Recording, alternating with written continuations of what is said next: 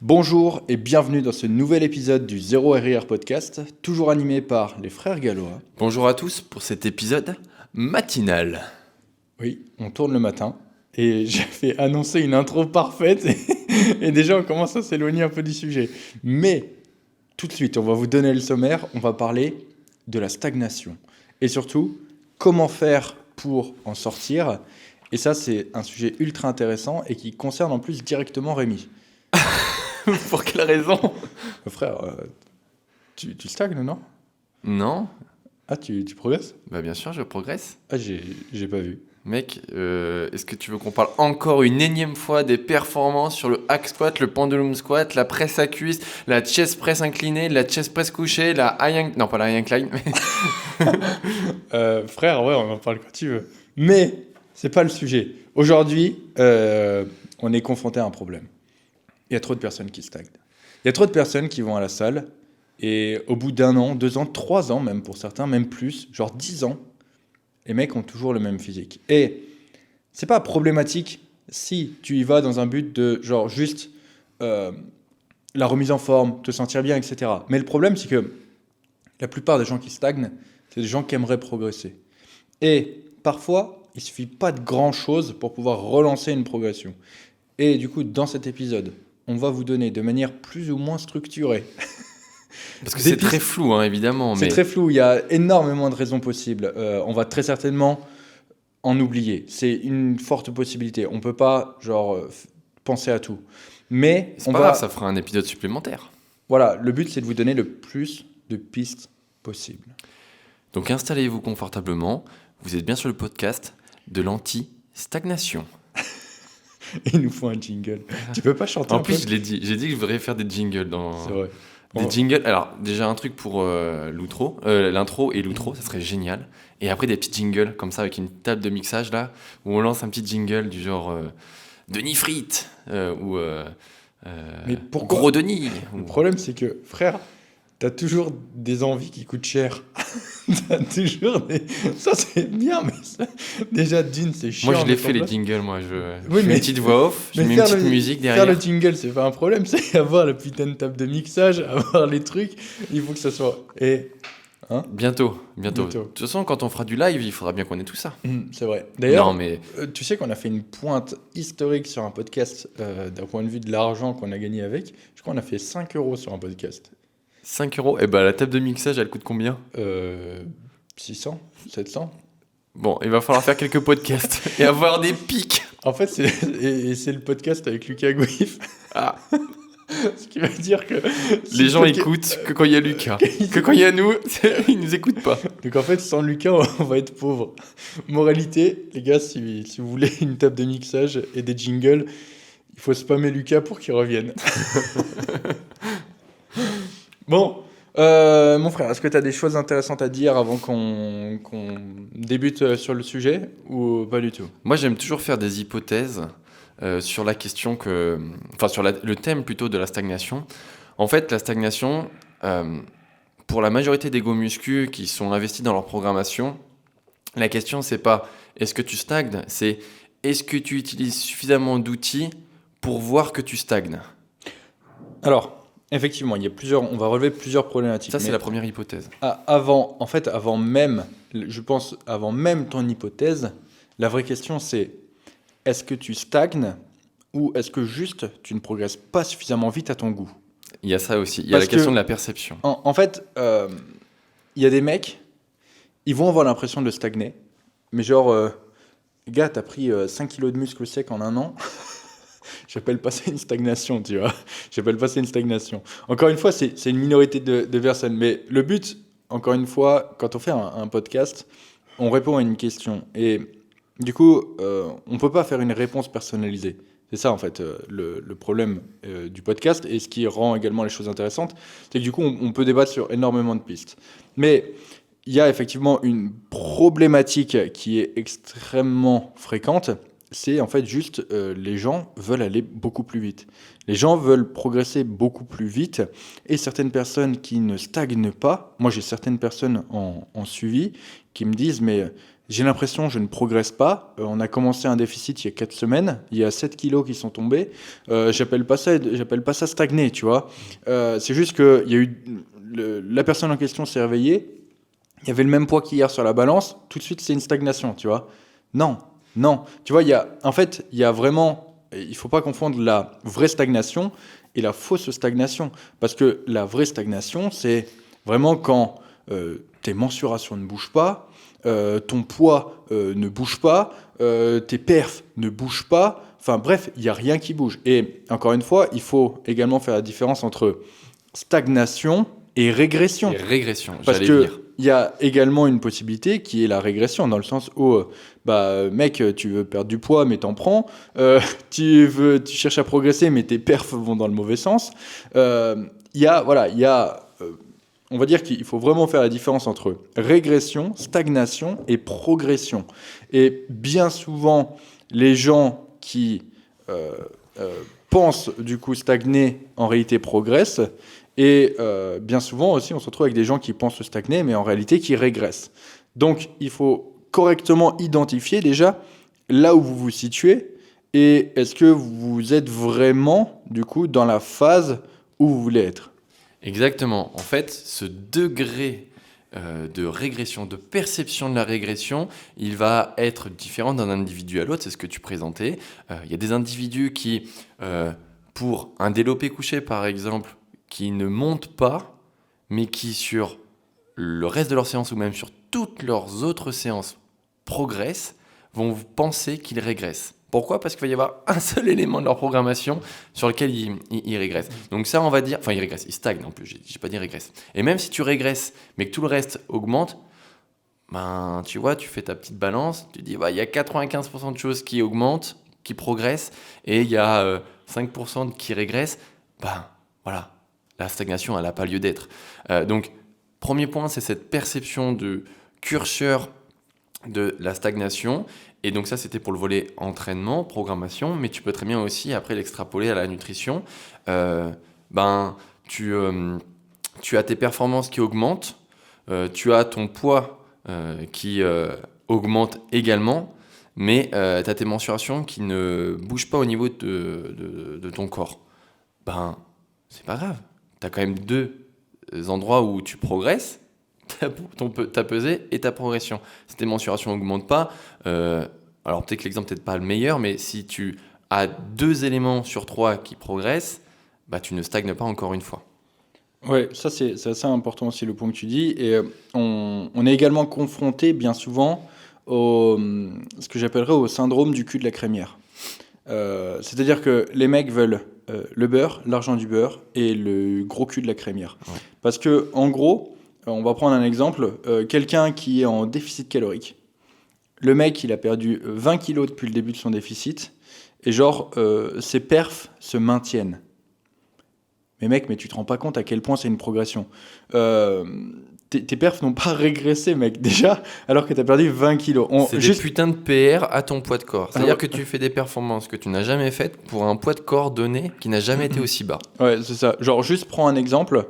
Un powerlifter qui tire en moins de 105. Il fait genre, je sais pas, 102 kilos.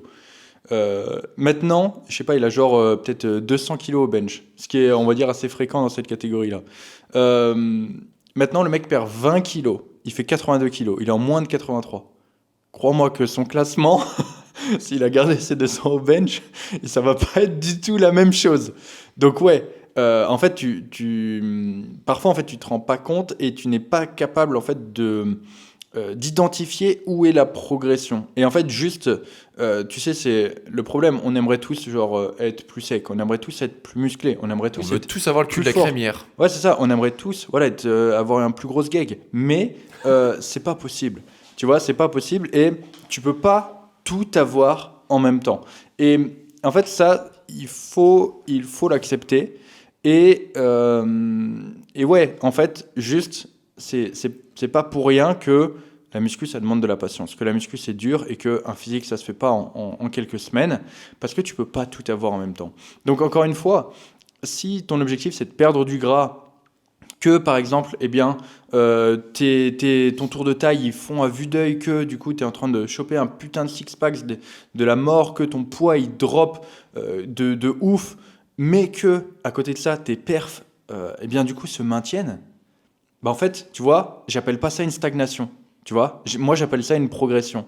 Donc, encore une fois, c'est vrai qu'on passe beaucoup de temps à définir au final ce qu'est la stagnation, ce qu'est la progression, ce qu'est la régression, mais parce qu'en fait, juste le constat de base, c'est que les gens n'arrivent pas à identifier là où ils se situent. Et certains, c'est ce que je disais tout à l'heure, certains pensent régresser, pensent stagner alors qu'ils progressent, etc. Bah, c'est exactement ça. Sois juste, essaye de prendre du recul toujours par rapport à toi-même, c'est ce que je dis souvent, et c'est ce que les gens ont vraiment du mal à faire. Mais parfois, en fait, mec, tu vas juste te poser trop de putain de questions. Tu vas dire, putain, je fais un truc qui va pas, alors que tu es juste en train de progresser et tu vas changer quelque chose qui marche pour potentiellement. Encore une fois, c'est toujours la même chose. Quand tu fais un changement, tu as toujours le risque, tu as toujours la conséquence qui peut être bénéfique, mais tu as également, dans la majorité des cas aussi, où la conséquence peut être négative. Et la plupart des gens qui n'arrivent pas à progresser en muscu, c'est que parfois ils ont quelque chose qui fonctionne, et qui fonctionnera encore mieux sur le long terme, mais en fait juste, il ne reste pas suffisamment longtemps avec cette stratégie pour pouvoir progresser.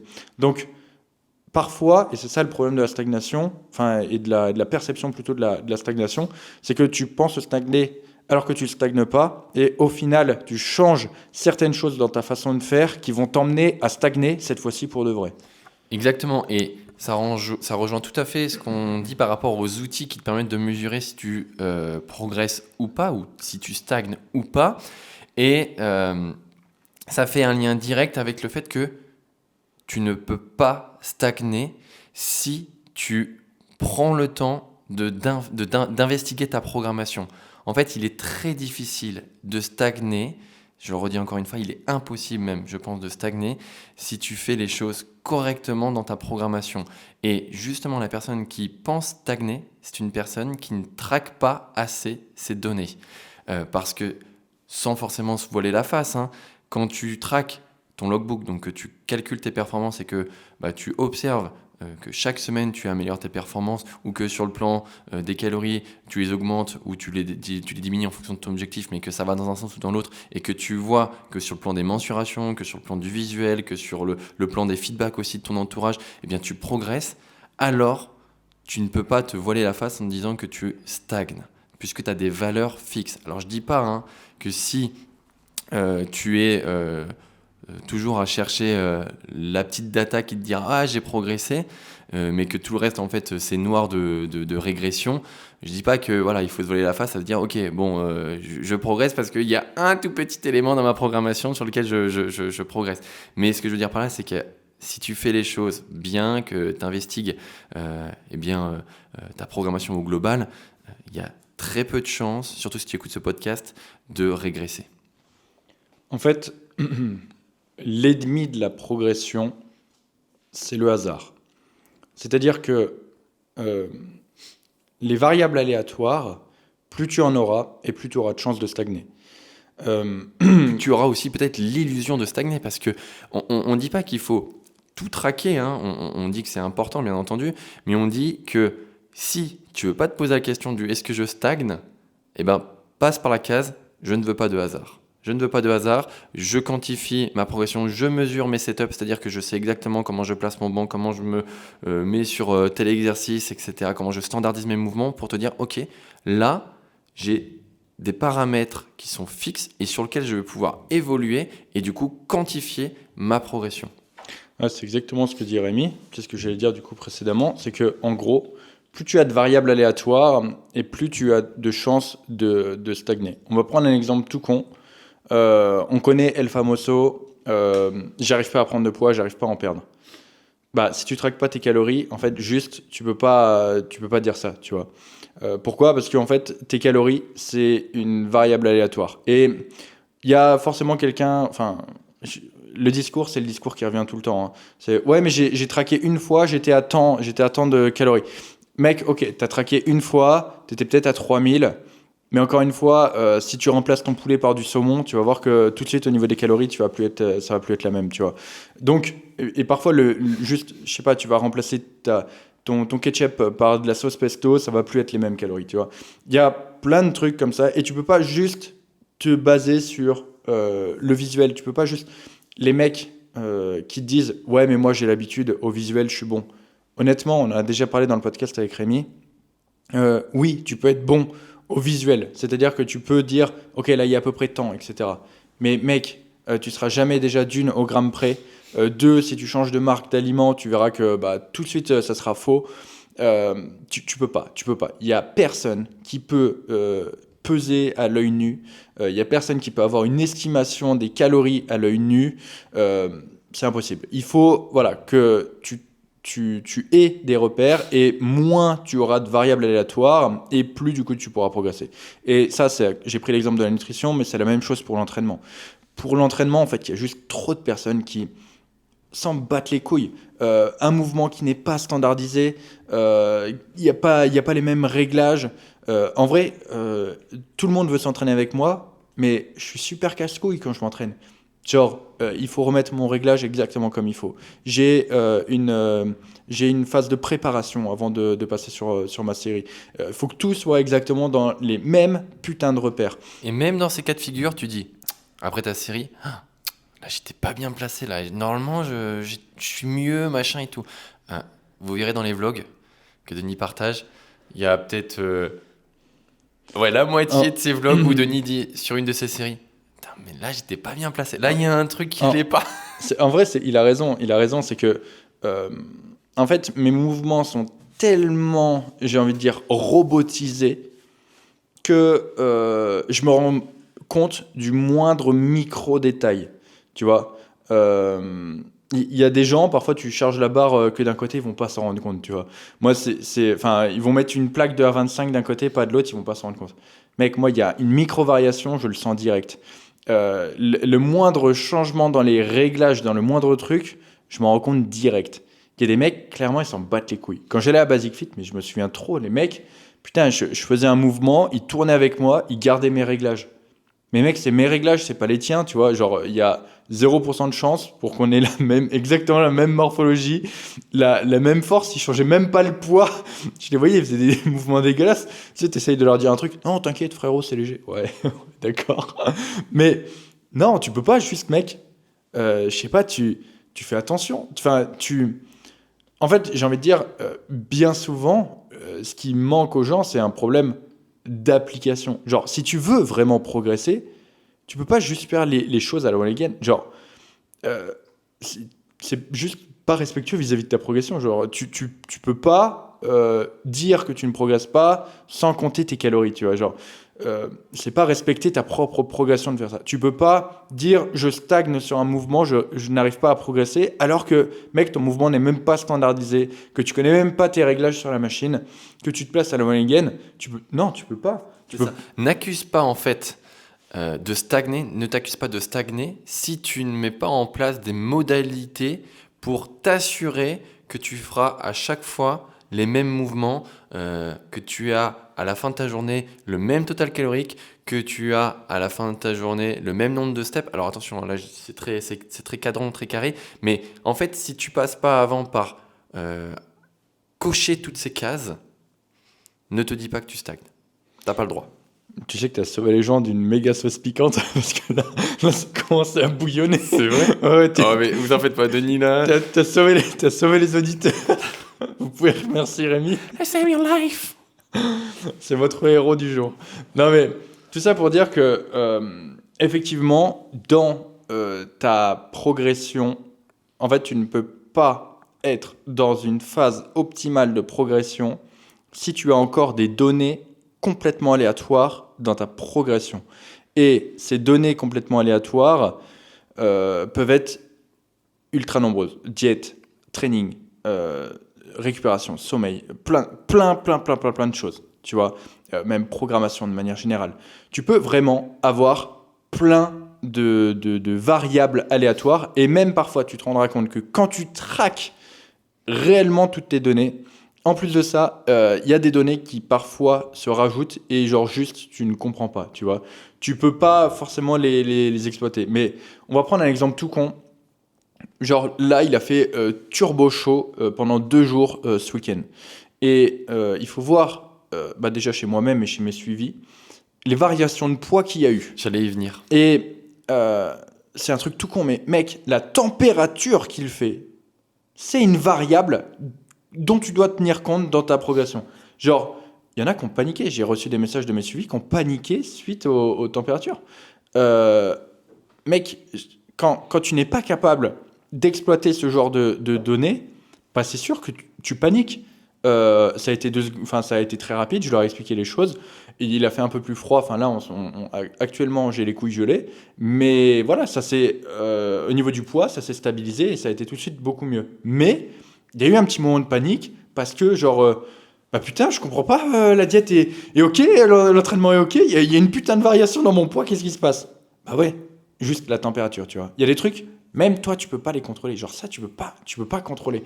Donc, imagine si déjà tu subis les variables que tu ne peux pas contrôler et que en plus tu subis les variables que tu peux contrôler, mais que du coup tu ne contrôles pas. Mais mec, tu vas genre turbo droit dans le mur. Et ça nous renvoie tout droit à ce que je voulais évoquer, la question du temps et de la tendance que vont te donner tes données. En fait, quand on dit je stagne, c'est que tu as identifié que sur une certaine période, alors c'est hyper subjectif, ça peut être 1, 2, 3, 4, 1 mois, etc., sur l'espace-temps que tu vas t'indiquer. Et si tu stagnes du coup sur un élément ou plusieurs éléments sur cette donnée de temps, alors tu peux te dire peut-être qu'il faut que tu changes certaines choses.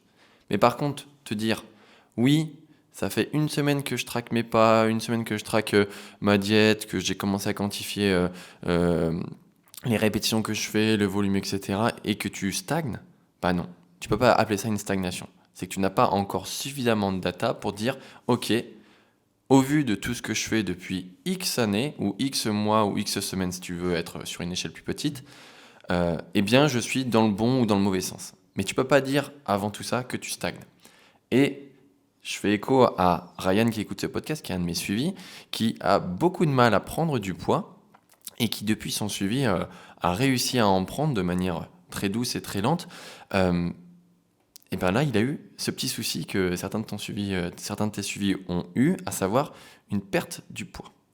Et alors, Ryan, quand il voit son poids drop sur la balance, c'est la cata. Il dit, ah putain, ça fait X semaines que je cherche à prendre du poids, j'arrive à en prendre, et là, bordel, en une pesée, je suis niqué. Bah non, parce que peut-être que ta pesée du jour, elle a été impactée par ce que disait Denis, la température, par ton stress, par le fait que tu aies mangé plus tôt, plus tard, que tu aies bu, moins bu, etc. Donc il y a tout un tas de facteurs qui rentrent en compte, mais je lui dis, Ryan, est-ce que tu as regardé ton poids moyen la semaine? Est-ce que tu as regardé le poids par rapport aux précédentes semaines? Non? Bah regarde-le. Donc du coup, je lui fais un petit vocable à ce moment-là, je lui dis, bah regarde, tu as ton poids qui est de temps sur la semaine, je ne sais plus au niveau des données, mais vous comprendrez quand même à travers ce que je veux dire, c'est que sur la semaine, il est quand même toujours plus lourd qu'il y a 2 semaines. Alors pas plus lourd que la semaine précédente, parce que c'est vrai que le drop a du coup cassé un peu la moyenne, mais il est quand même toujours plus lourd que sur les semaines qu'il y a 2, 3, 4, 5 semaines. Donc ok, sur l'échelle de ton suivi, sur l'échelle des 10, 15 semaines, 20 semaines, je ne sais plus, eh bien il a pris du poids. Donc on sait que la donnée qu'il a eue là, elle est faussée certainement par tout un tas de choses, mais que son objectif de prise de poids, il est là. Donc tu ne stagnes pas, Ryan, et vous ne stagnez pas, ceux qui écoutent le podcast aussi, si vous interprétez vos datas sur plusieurs semaines.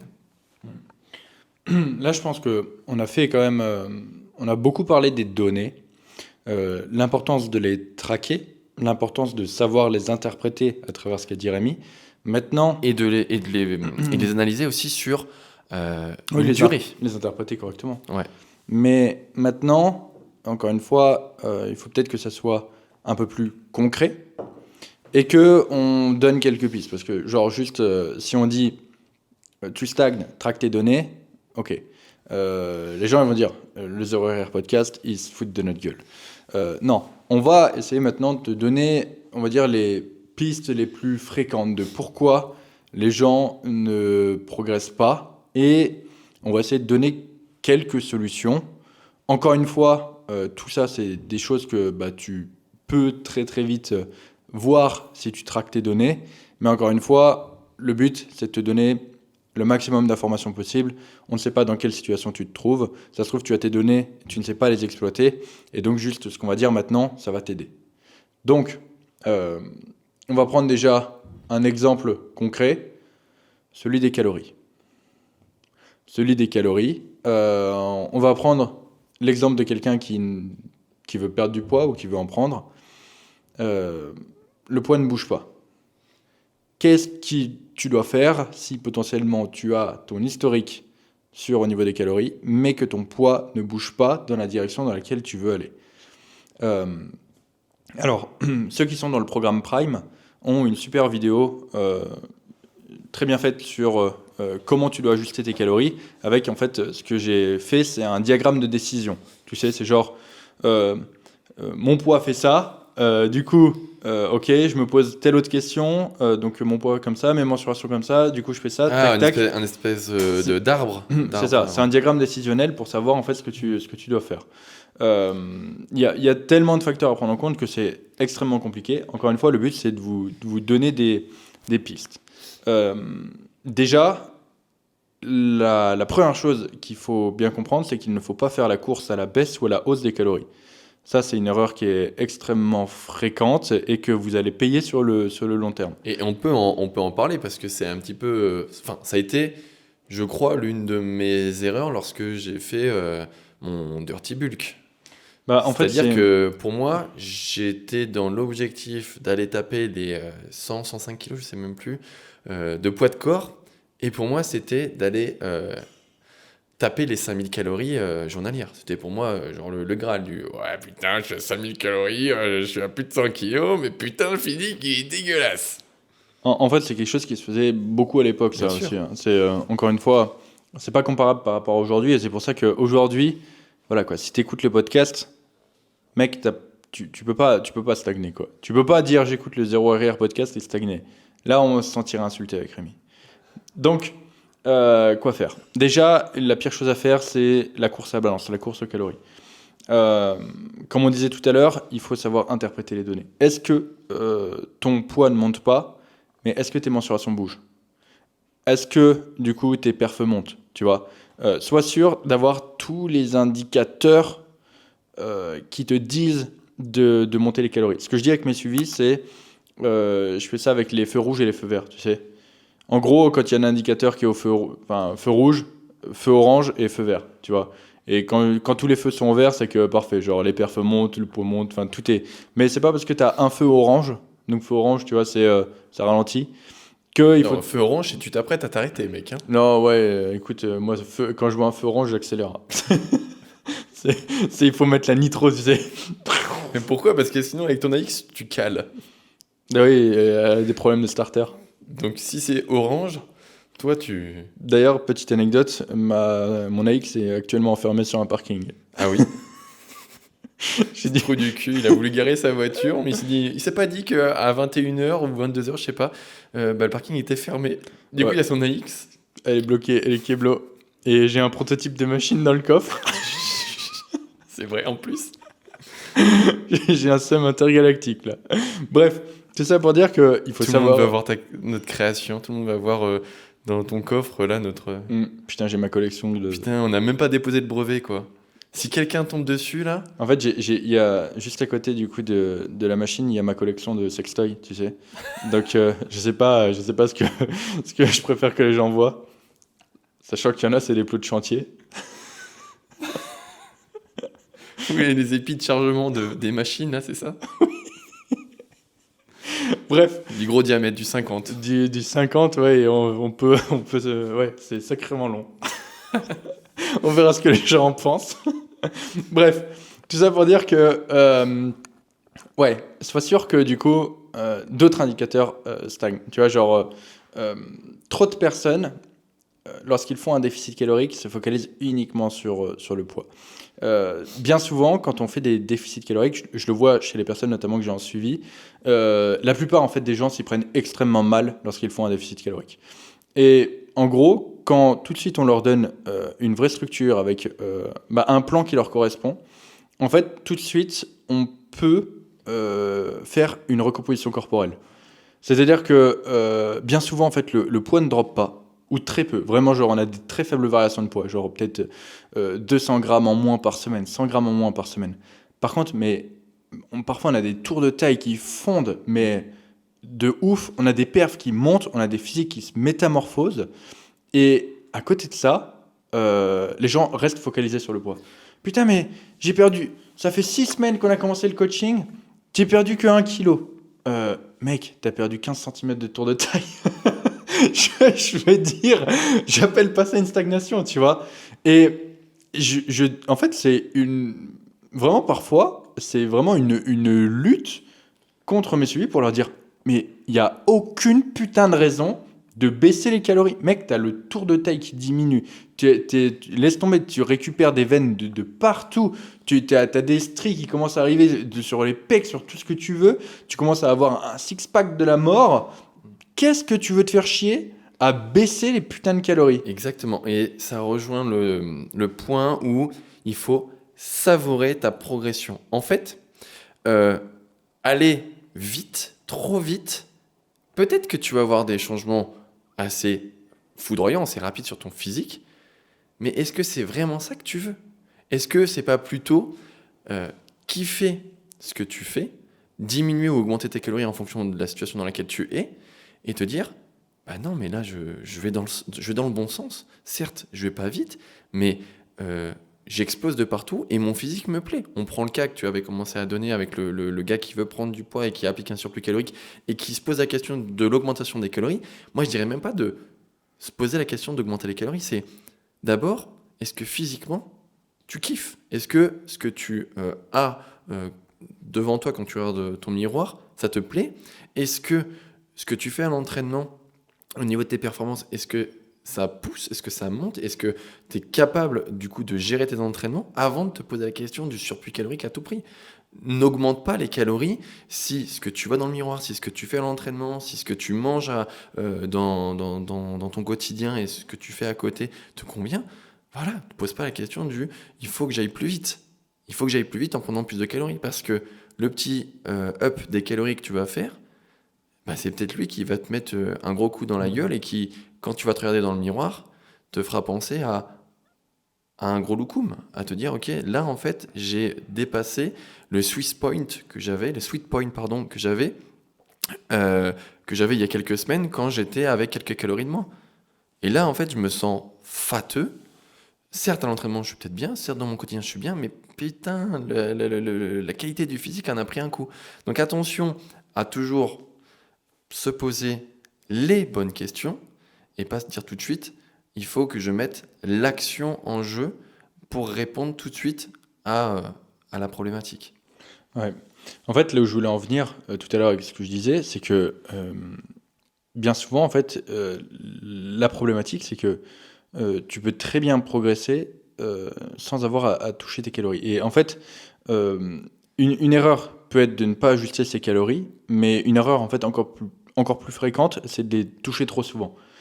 Et en fait, ce qui se passe, c'est que on va prendre typiquement l'exemple de tout à l'heure, la personne qui a perdu 1 kilo, mais qui a perdu énormément de centimètres de tour de taille. Elle voulait absolument diminuer ses putains de calories. Et le problème, c'est que si elle avait diminué ses calories, qu'est-ce qui se serait passé? Peut-être qu'elle aurait perdu plus vite, mais la diète aurait été beaucoup plus dure à tenir. Les performances auraient été beaucoup plus dures à tenir. Et au final, peut-être que l'adhérence aurait été beaucoup moins bonne sur le long terme. Et surtout, en fait, est-ce qu'elle aurait perdu autant de poids que ce qu'elle aurait voulu? Peut-être pas. Parce que ça se trouve, elle s'attendait elle voulait perdre peut-être 2 kilos par semaine, quelque chose comme ça, tu vois. Elle, c'était un bon. Donc, tant qu'elle les aurait pas eu, elle aurait diminué les calories. Encore. Jusqu'à arriver, en fait, dans des nombres de calories extrêmement faibles. Et finir par créer, en fait, une frustration du putain, mais en fait, je mange quasiment plus rien et j'ai toujours pas mes résultats escomptés. Et surtout, bah, à côté de ça, genre, les niveaux de forme sont pas bons, il y a tout qui crache et genre, juste, c'est pas bon. Et de la même façon, quelqu'un qui, pour un surplus calorique, va faire la course aux calories parce qu'il veut voir son poids qui monte. Alors que le mec, genre, il prend peut-être, je sais pas, 0,5 cm de tour de bras par mois. Pareil, il prend pas forcément de fat. Tu sens que le mec se remplit. Les perfs augmentent de partout. Mais ouais, à côté de ça, bah, sur la balance, il prend, je sais pas, peut-être 100 ou 200 grammes par semaine. Mm. Bah, Et c'est énorme, tu vois. Et genre, le mec, non, il veut plus, tu vois. Le mec, il veut peut-être 1 ou 2 kilos par semaine. Mais le truc, c'est que tu vas devoir monter les calories, monter les putains de calories. Et le truc, c'est que tu vas pas spécialement progresser plus vite. Tu vas certes prendre plus de poids, mais tu vas prendre surtout, mec, plus de gras. Et encore une fois, les contraintes vis-à-vis de la diète vont être beaucoup, beaucoup plus importantes. Sur le long terme, ton adhérence va être minimisée. Et surtout, mec, tu vas devenir un putain de loukoum. Tu vas devenir gras comme Rémi. j'ai rien demandé, mec. J'ai rien demandé. Qui c'est qui va être gras comme ça, là? Regardez-moi cette bedaine, là. Et du coup, non, mec, t'as pas envie d'être gras comme ça. Après, faudra le perdre, ton gras. Il va falloir passer par une phase de déficit calorique. Mais si t'as pas appris à être patient sur ton surplus, tu le seras certainement pas sur ton déficit. Et mec, genre, je te le dis, tu vas juste finir par chier ton déficit, avoir l'impression que tu peux pas perdre. Et tu vas te retrouver en fait avec un physique sur lequel bah, tu te sentiras toujours obligé de pousser les calories à fond pour pouvoir prendre ne serait-ce qu'un peu de poids, les descendre à fond pour ne serait-ce qu'en perdre un tout petit peu. Et mec, tu vas être genre juste turbo frustré et après tu vas commencer à venir dans mes commentaires et me dire que je suis chargé parce que, parce que je progresse alors que juste je prends le temps. Donc mec, ne deviens pas comme ça. Après tu déverses ta haine partout et ta frustration alors que de base, juste tu fais pas comme il faut. Et je crois que ça fait partie des tout premiers posts que j'ai fait sur Instagram. Le savoure ta progression. Savourer sa progression, c'est se laisser le temps de voir un petit peu, quand on augmente les calories, comment notre corps réagit. Si je te dis, ok, là j'ai fait un petit up au niveau des calories, bah c'est pas pour en refaire un dans une semaine parce que, dans ma semaine, j'ai pas pris du poids alors que j'avais augmenté mes calories. Il faut attendre, faut être patient. Sois patient, René, sois patient. Trop longtemps que ça dure. En 68, il y avait 68. Si vous avez la ref, bien joué. Non, mais en fait, tout ça pour dire que, ouais, en fait, le manque de patience conduit inévitablement dans le mur, tu vois. Et quand tu. En plus, en fait, le problème, c'est qu'après, tu finis par faire des trucs débiles. Mais je vois, mais. Les gars, et si je vous dis ça, c'est que je suis passé par là, hein. Ne vous inquiétez pas, c'est pas. Je les ai faites, moi, toutes ces conneries, hein. Que ce soit pour le déficit ou que ce soit pour le surplus, je les ai faites, ces Voilà, putains de conneries. on l'a fait et surtout, Mais on le voit aussi au travers de nos suivis, hein, ceux qui ont déjà testé par eux-mêmes et qui justement viennent nous voir parce qu'ils sont passés par ces états-là. Et nous, on est là pour leur dire, ok, on va prendre le temps de discuter et on va refaire l'éducation du attention à pas aller trop vite, etc. Mais c'est surtout que, tu vois, genre, tu fais une prise de masse et au début, tu sais, c'est toujours la même chose. Au début, tu es toujours modéré. En gros, tu vas te dire, ok, petit surplus, tu vas bien calculer et tout, et tu vas faire des steps à côté, tout va bien se passer. Le début, c'est toujours nickel. Et puis, au bout de 2, 3 semaines, mec, tu vas dire, mais putain, j'ai pris que 200 grammes. Et là, tu vas dire, mais fuck, putain, je fais tout bon. Alors là, qu'est-ce que tu te dis? Tu vas vas monter monter- putain de shooter d'huile d'olive, mec, parce que ton poids n'augmente pas et Non, tu te dis, tu quoi vas- de mieux? Là, tu vas commencer à monter tes calories, tu vois. Tu vas commencer à monter tes calories un peu, beaucoup. Tu vas changer, du coup, tu vas commencer à progressivement, bah, le volume alimentaire va poser problème, tu vois. Tu peux pas éternellement augmenter les carbs. Il y a un moment, tu es à 500 grammes de riz cru. Tu t'appelles pas Denis Gallois, t'es pas capable de les bouffer en 2 minutes, tu vois. Donc, mec, il y a un moment où tu commences à t'envoyer des giga cuillères de beurre de cacahuète, tu vois. Tu commences, mec, progressivement à faire de la merde. Et puis après, tu te dis, ouais, mais c'est les steps, ça me prend trop d'énergie. Et du coup, tu diminues tes steps, genre. Puis après, t'arrêtes de faire tes steps, et puis tu te dis, putain, en fait, j'y gagne vachement de temps, tu vois, quand je fais pas mes steps. Et puis, mec, en fait, là, t'es juste en train de devenir un gros loukoum. Mais tu te sens de plus en plus lourd, tu vois, tu te sens de plus en plus imposant. Mais mec, c'est pas du muscle, c'est du gras. Et au moment où après il faut perdre tout ça, t'es là, mais en mode, Dès que tu cuts un peu, tu te sens à nouveau tout maigre. Mais pourquoi? Parce que, mec, t'as pris uniquement du putain de fat.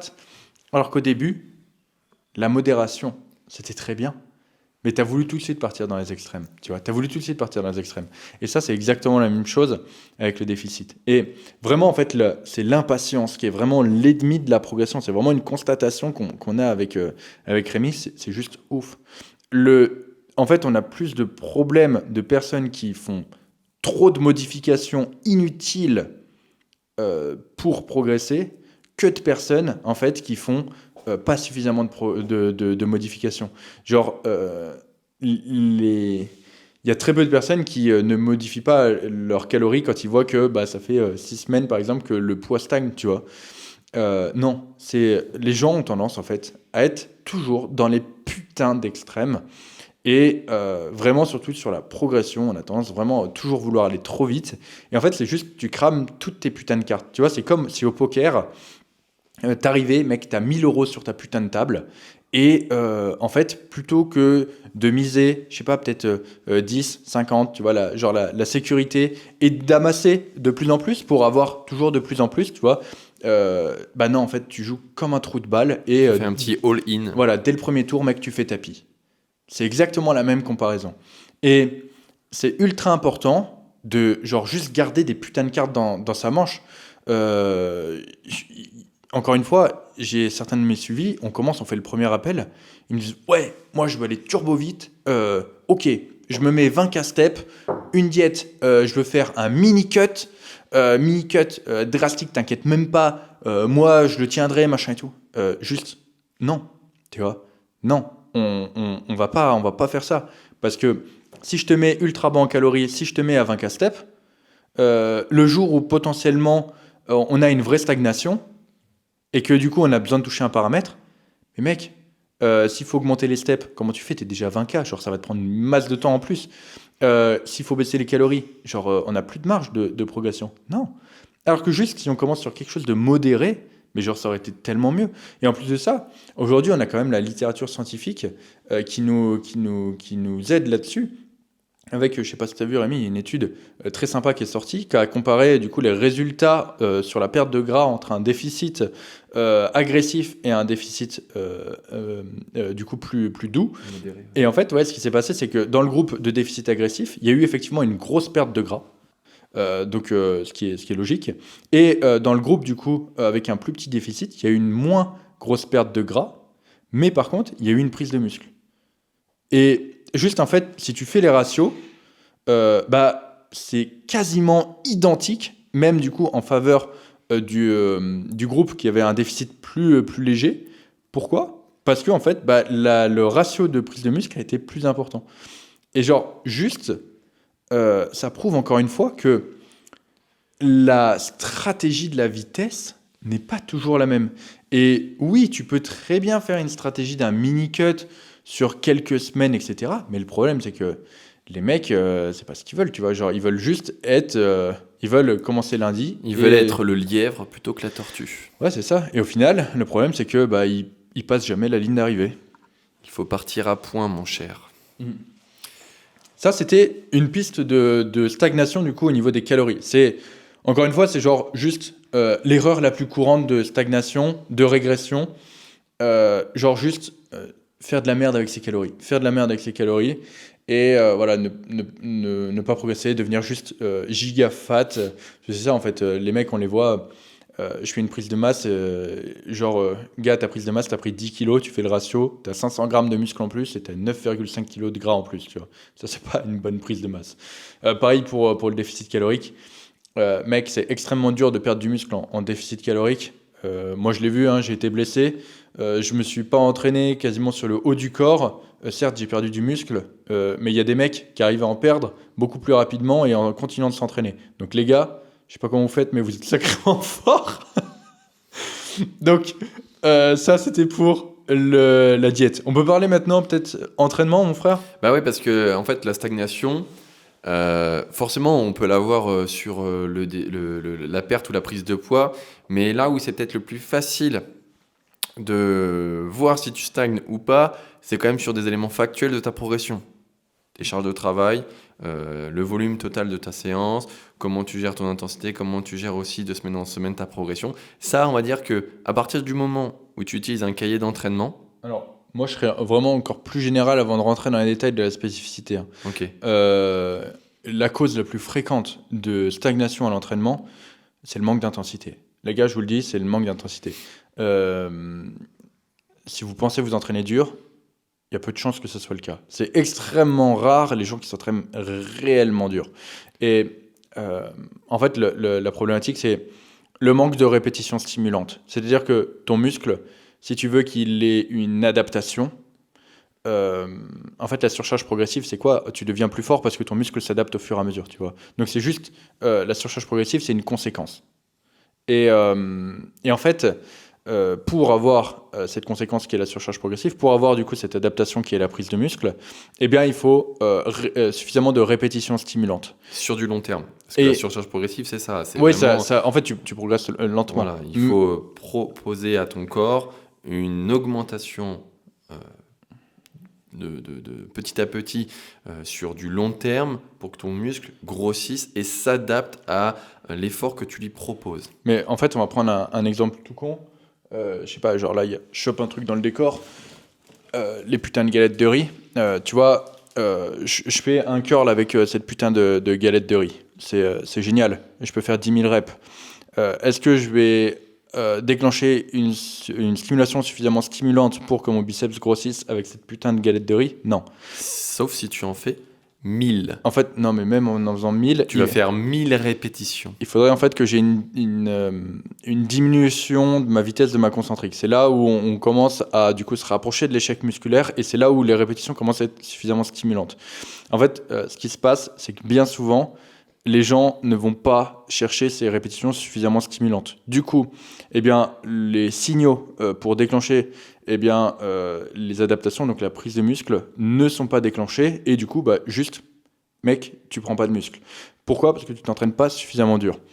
Et Alors, c'est la corrélation entre avoir une charge adaptée et être relativement proche de l'échec. Et effectivement, en fait, la proximité de l'échec musculaire, les gens ne vont pas l'avoir pour plusieurs raisons. La première, c'est le mental. C'est extrêmement dur d'aller proche de l'échec musculaire. Tout le temps. C'est-à-dire de répéter cette proximité à l'échec. Parce que on connaît tous quelqu'un qui a fait une putain de séance sur les pecs et le lendemain, bah, ses jambes et qui en fait va faire sa séance mais en étant extrêmement loin de l'échec. Et il dira jamais qu'il a eu une intensité débordante sur son leg day parce que c'est pas vrai. Mais en fait, c'est surtout que, effectivement, enfin, ça rejoint un peu le deuxième point. Donc, le premier point, c'est le mental. La plupart des gens, en fait, n'ont juste pas la force mentale nécessaire pour s'entraîner suffisamment proche de l'échec.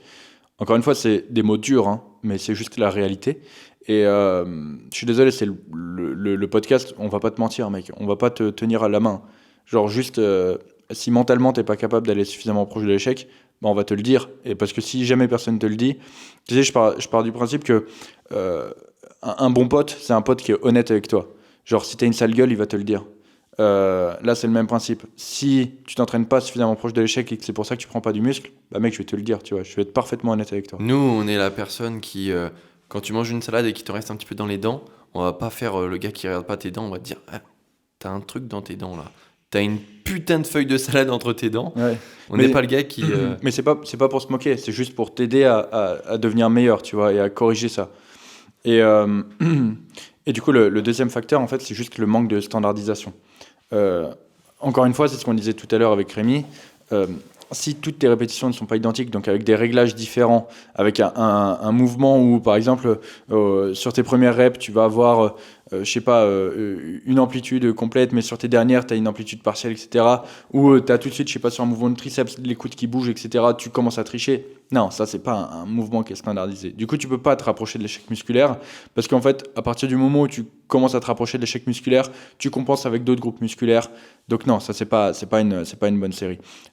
Juste, va sur mon Instagram, va sur ma chaîne YouTube, regarde mes vidéos d'entraînement.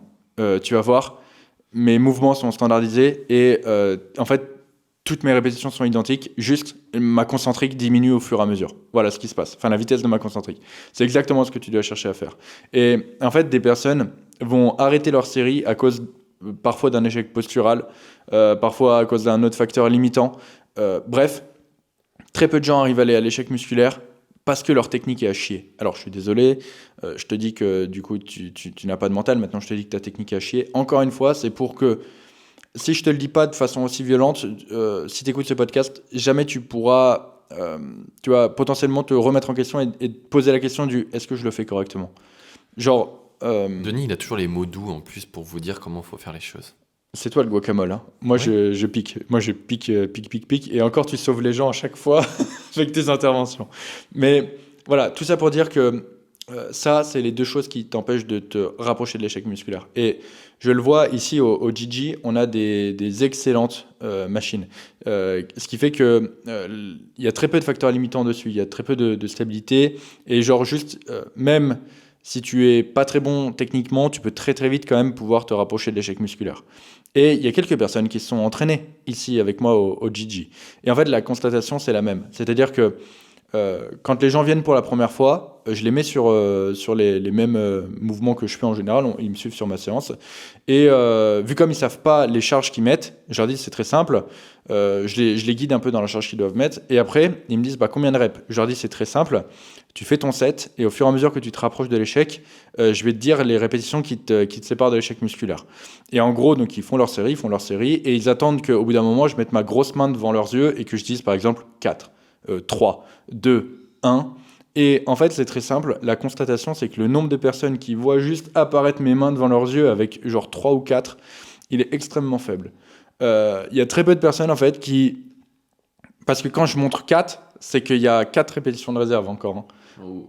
Donc, si tu vois pas ma main qui apparaît devant tes yeux, ça veut dire que tu es à plus de 5 répétitions de réserve sur ta série. 5 répétitions de réserve, on considère pas ça comme une série stimulante. Tu vois ce que je veux dire? Donc, voilà, c'est un fait. Je veux dire, c'est une constatation. Les mecs, je leur gueule dessus et pour qu'ils aillent proche de l'échec et du coup ils n'y vont pas. Donc imagine toi dans ta salle tout seul sans un espèce de gros enculé qui te crie dessus, est-ce que tu penses que tu vas suffisamment proche de l'échec? C'est une constatation. Quand j'allais en salle commerciale, il y a très peu de personnes qui allaient proche de l'échec musculaire.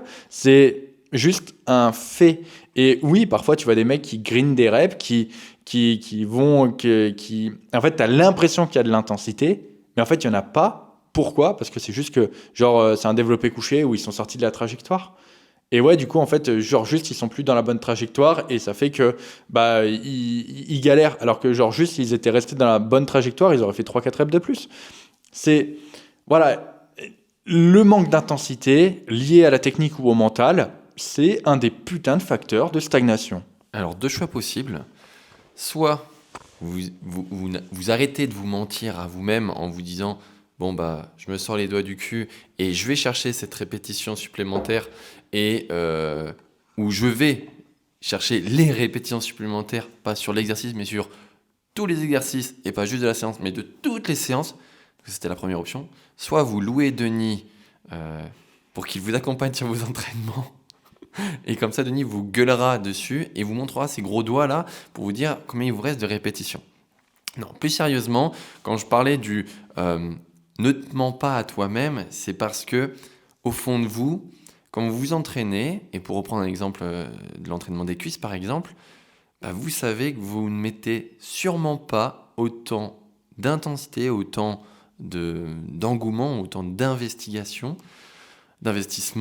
que sur un mouvement pour les pecs, par exemple. Et donc, si vous arrivez à avoir la même puissance, la même conviction sur l'entraînement du bas du corps que sur le haut du corps, vous allez voir que vous allez aller chercher bien plus de répétitions et que la stagnation, là, que vous pensiez avoir, tout de suite, elle va partir. Parce que vous allez être capable de mettre l'énergie en fonction de l'exercice. Alors, toi, tu dis que les gens mettent potentiellement plus d'intensité sur les pecs, etc. Non, pas spécialement. En fait, enfin, si, c'est un fait. C'est vrai qu'effectivement, les gens sont plus appliqués, par exemple, enfin, les hommes sont plus appliqués à travailler les pectoraux, par exemple. Mais encore une fois, ça ne veut pas dire qu'ils vont potentiellement elle est plus proche de l'échec musculaire dessus. Moi, ce que je vois souvent, c'est que effectivement les pecs, ça va être sacré. Les mecs, ils vont, voilà, c'est la séance qu'ils vont pas rater. Souvent, ils vont avoir beaucoup plus de volume sur les pecs. Mais en fait, justement, ça va être avec des exécutions qui bien souvent sont catastrophiques.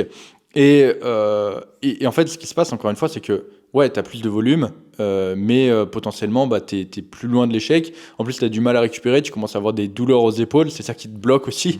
Si tu vas pas plus proche de l'échec, et au final, la finalité est la même, tu vois. Quelle est la séance que les personnes loupent le plus? Est-ce que c'est les pecs ou est-ce que c'est les jambes? Je ne donnerai pas la réponse. Les mollets.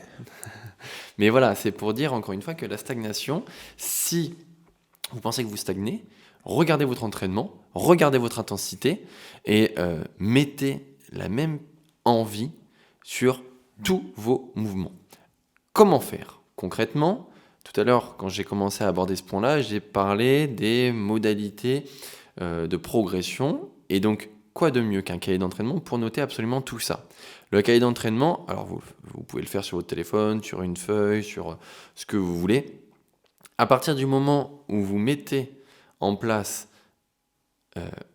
un programme d'entraînement et que vous l'écrivez, ça vous engage dans la voie de la progression. Si vous mettez une certaine charge, un certain nombre de répétitions, à vous, la semaine prochaine, de ne pas vous débiner et de faire mieux. C'est aussi simple que ça. Et à partir de là, la stagnation disparaîtra. Parce que ce que vous aurez noté dans le papier, ça sera un peu comme un contrat. J'ai noté ça. Si je ne fais pas mieux la semaine prochaine, je suis une fiotasse, pour reprendre ton expression. Oui, c'est. Tu sais, je l'avais déjà partagé dans le podcast, il me semble, une fois. En fait, la progression en musculation, il faut voir ça comme une course de Mario Kart. C'est extrêmement simple. Alors, je sais plus si c'est Mario Kart, mais en gros, quand j'étais gosse, il y avait un jeu de voiture où tu pouvais jouer contre ton fantôme. Et en gros, c'était simple. Ton fantôme représentait le meilleur temps que tu avais fait sur un circuit. Et ensuite, tu choisissais du coup de faire la course contre ton fantôme, et le but c'était de battre ton fantôme. Là, c'est exactement la même chose. Ton fantôme, c'est ton putain de logbook. C'est là où t'écris, du coup, la semaine dernière, j'ai fait, je sais pas, 12 reps à 60 kilos avec 2 RIR. Bah mec, ça c'est ton putain de fantôme.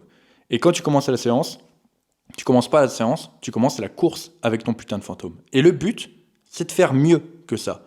Et ouais, il y a des semaines où tu y arriveras, il y a des semaines où tu y arriveras pas, mais chaque putain de séance, c'est une nouvelle course, une nouvelle chance de pouvoir battre ce fantôme. Et progressivement, tu vas le battre. C'est comme, j'étais pas très bon sur ce jeu vidéo, mais il y a un moment où, mec, au début, tu gagnes plusieurs secondes, 1, 2, 3 secondes. Et au bout d'un moment, c'est des centièmes de secondes que tu gagnes. Mais tu continues de gagner contre ton putain de fantôme. Et tu fais ça chaque semaine, chaque semaine, chaque semaine. Et tu vas la voir, ta progression. Exactement. En fait, tu as un contrat. Quand tu écris sur ton logbook, c'est que tu t'engages à faire mieux. Je veux dire, quand tu fais une acquisition, que tu vas chez le notaire, que tu signes sur la tablette électrique ou même sur un papier pour dire « Ok, ça c'est à moi », eh ben, tu t'engages. Et ben, sur ton logbook, c'est la même chose. Tu t'engages sur ta nouvelle page ou sur ton tableau qui suit la précédente séance, tu t'engages à faire mieux. Et donc, tu vas refaire un contrat et tu vas re-signer pour une nouvelle bataille. Une nouvelle bataille parce que c'est la somme des batailles qui font la guerre. C'est ça. C'est ça. Ce qui compte, c'est de gagner la guerre. Tu peux perdre une bataille, tu peux gagner une bataille, mais au final, c'est la guerre qui compte. Tu peux perdre une bataille, mais pas 10. Non. Tu peux perdre 2 batailles. Non, Je vais pas l'arrêter. Hein. Je peux aller très loin.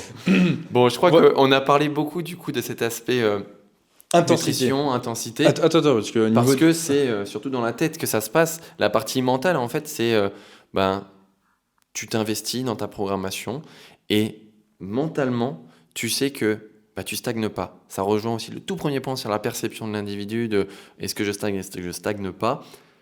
Bordel, mets-toi en tête que tu vas tout faire pour progresser et en partant de là, tu es sûr que tu vas pas aller dans l'autre sens. J'aimerais revenir quand même à un dernier point sur l'intensité. Encore une fois, sur ce que je constate avec les personnes qui sont soit entraînées avec moi, soit du coup que je coach, ou même juste quand je partage sur mes réseaux. Il n'y a pas si longtemps, j'ai partagé 2 séries de ma séance jambes. Et c'était un top 7 au hack squat où j'avais 3 reps de réserve et du coup un top 7 à la presse où j'avais 2 reps de réserve. Quand tu regardes les commentaires, c'est mais comment tu fais pour t'entraîner avec autant d'intensité? Comment tu fais du coup pour avoir autant de volume avec autant d'intensité? Et, euh, et en fait, genre, il y en a même qui me disaient, mais mec, comment tu fais pour être à l'échec et encaisser autant de volume? En C'était fait, pas à l'échec, mec. Hein. voilà, c'est que j'étais pas à l'échec. Et les mecs n'étaient pas capables de voir à travers mes vidéos, là où pourtant ça se voyait bien, hein, Mais c'est que j'avais quand même des répétitions de réserve. Et en fait, euh, encore une fois, ça prouve que si actuellement tu penses que tu vas à l'échec, déjà il y a très peu de chances que tu y ailles, et qu'en plus il y a très peu de chances que tu aies les capacités nécessaires pour estimer correctement ta proximité de l'échec. C'est exactement ce que j'allais dire. Hein. La proximité à l'échec, c'est hyper subjectif. Et ça, les 3 RIR dont tu parles, moi, j'aurais pas forcément euh, la même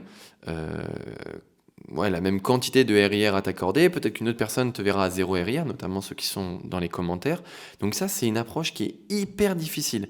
Et à travers les suivis aussi qu'on peut accompagner, mettre en place des RIR, c'est pas pour tout le monde. Ça, c'est très important de le rappeler que c'est une notion assez avancée et que on peut très bien faire sans et se dire que on essaye d'aller à l'échec et vous verrez que se dire aller à l'échec, vous pensez être à 0 RIR du coup puisque c'est la définition du 0 RIR, mais vous n'êtes pas du tout. Donc c'est hyper difficile à mettre en place et à comprendre parce qu'on l'a toujours dit, l'intensité, ça s'apprend. Ah, c'est ça. C'est la plupart de mes suivis. En fait, je leur mets pas d'échelle d'effort, je leur mets pas donc de RIR programmé, et je leur dis d'aller à 0 RIR sur toute leur série, parce que je sais très bien qu'ils vont pas y aller. Et c'est justement au fur et à mesure, je sais que c'est pas ultra agréable quand tu es en suivi avec moi, et que genre, juste tu m'envoies la série dont tu es turbo fier, tu as fait ta série de hack, tu as l'impression que tu as failli crever dessus, et que genre, tu reçois un message de Denis Gallois en mode trop bien la série, mais je pense qu'il t'en reste 5. Genre, là, je sais que ça peut. Quel enculé! Mais je veux dire, Au moins il dit les choses, c'est en vrai. fait, en fait, c'est ça. Tu vois, il y a un moment où je peux pas te tenir la main, mec. Si tu veux progresser, il faut accepter que il y a certaines choses que tu fais mal. Et c'est vrai, mec. Je veux dire, encore une fois, c'est pas pour faire du mal. Et souvent, en fait, quand tu reçois ce genre de message, il n'y a pas que ça. Il y a genre le hack, nickel au niveau de la standardisation, Bien sûr. les pauses en bas du mouvement. Il y a pas. On va nous prendre pour des sauvages. Ouais, on nous va nous sommes prendre- des on va nous personnes bienveillantes, pédagogues, mais, qui disons les choses. mais voilà, en fait, ce qui va. Souvent, le positif, tu le retiens pas. Tu vois, souvent, le positif, tu le retiens Toujours pas. pareil. C'est pour ça que, en gros, je dis directement ça, parce que je sais que mes suivis, ils retiennent souvent il te reste 5. Parce que c'est. Tu vois, je pourrais écrire 3 pages de choses positives sur la série. Putain, l'excentrique est nickel, le contrôle est top, le bracing est top, l'amplitude est bonne, ta stabilité est bonne. Genre, juste, je pourrais faire 10 000 compliments qu'il retiendrait juste il t'en reste 5. Mais en même temps, je veux dire, il en reste 5. Qu'est-ce que. Je vais pas lui dire, bah, mec, très bon set, nickel l'intensité. Il t'en reste 5, il t'en reste 5. C'est-à-dire que si tu lui avais pas dit d'être à 5 RIR, ce qui est très difficile aussi à donner comme indication, ça aurait été. Mais là, si tu dis d'être à l'échec, donc à 0 RIR, et qu'il est à 5 RIR, il n'a pas rempli la Ouais, mission du jour. C'est ça. Et du coup, voilà, je lui dis, va le plus proche possible de l'échec, et au final, il se retrouve avec un 5 RIR. Parce que très peu de personnes sont capables d'estimer correctement. Je crois qu'à l'heure actuelle, en ce moment, j'ai une suivie qui a des RIR programmés. Alors, j'ai pas 40 000 places de coaching, j'ai pas beaucoup de monde en suivi non plus, mais voilà, c'est pour vous dire que j'ai eu une personne. Une personne. Donc, encore une fois, l'intensité, et je le dis haut et fort, et c'est la dernière fois que je le dirai, est bien souvent une des putains de causes de stagnation parce que tu n'arrives pas à produire suffisamment de stimulation musculaire pour provoquer une croissance musculaire. Maintenant, Moi, je vais donner un exemple concret quand même. ah putain, il va en reparler. Oui, je vais reparler. Vas-y, tartine encore. Voilà. En fait, à la fin de votre séance, vous devez être clacasse. Et pour donner un exemple concret, c'est l'exemple de Denis, où hier, Denis a fait un leg day. Et après, on s'est fait une soirée jeu dans un petit bar à jeux à Limoges. Et vous êtes tellement clacasse que vous êtes obligé de demander à la personne un jeu où vous êtes sûr de gagner. Quel enfoiré. Donc Denis, hier, a dit franchement, je suis complètement éclaté là ce soir. Vous avez pas un jeu sur lequel je pourrais être sûr de gagner parce que. Je suis arrivé. Et devinez quoi? Il a perdu. Et qui a gagné? C'est moi. Pour vous expliquer la soirée, parce qu'il y a quand même des trucs assez drôles. Je fais une séance jambes focus squad. Je perds mon âme, clairement. Je perds mon âme et je perds mon caleçon. Tout se passe bien. Et juste avant, du coup, d'aller à la soirée jeu avec Rémi, donc dans un bar à jeux, je devais manger en extérieur, du coup, avec mon date. Et ce qui s'est passé, c'est que je devais chercher des burgers parce qu'elle sortait de la salle. Et j'étais. Elle s'entraîne pas au Gallo Gym, c'est ça qu'il faut retenir aussi. Ouais, elle s'entraîne pas au Gallo Gym, c'est pas grave. Je la veux pas dans le Gallo Gym. Elle va perturber mes séances. Et du coup, je dois commander des putains de burgers. J'étais turbo à la bourre. C'était rendez-vous 19h30, je suis parti du gym, il était 19h40. Du coup, j'appelle sur la route, dans la X qui vibre, je capte que dalle. Je dis, ouais, je veux 2 burgers, le plus gros que vous avez. Et je sais plus ce qu'elle me dit. Elle me dit, ouais, bah dedans, il y a de la salade, des machins. Et je sais plus, j'ai bugué, j'ai rejeté, il y a de la salade dans les burgers. J'étais complètement fumax, mec. Je suis arrivé, j'ai pris les burgers, je lui ai juste dit, bon, vous mettez les plus gros et vous rajoutez supplément cheddar, supplément steak, supplément tout ce que vous voulez. J'étais incapable de commander. Je me suis retrouvé avec un burger. Je sais pas si vous voyez la taille du verre là. C'est pas un verre, c'est un vase. C'était plus gros que ça. J'étais obligé de le décortiquer avec mes doigts parce qu'il était trop gros, je pouvais pas croquer dedans. Et après, du coup, j'étais complètement mort. Donc après le burger, forcément, j'étais turbo éclaté. On a fait des jeux avec Rémi. Et ouais, j'étais mort quoi. J'étais turbo mort. Et du coup, Rémi a gagné, je le reconnais. Rémi a gagné la plupart des jeux, mais j'avais un sacré handicap. Ouais, moi, j'avais quand même fait une séance avant, alors pas un leg day. Non mais Rémi force pas lui, donc c'est sûr que... Mec. Je te dis, la stagnation, ça te concerne. L'enculé. Bien entendu, et de toute façon, il y a mes stories Instagram pour rappeler la vérité. Ouais, et pour bien se rendre compte que tu stagnes. Ah bah, je pense que justement, on a tous les facteurs pour dire que je ne stagne pas. Et je n'irai pas plus loin parce que je ne rentre pas dans ce débat-là qui a pas d'intérêt. J'ignore ce que dit notre mère. Faut pas l'écouter, ignore-le. Ignore.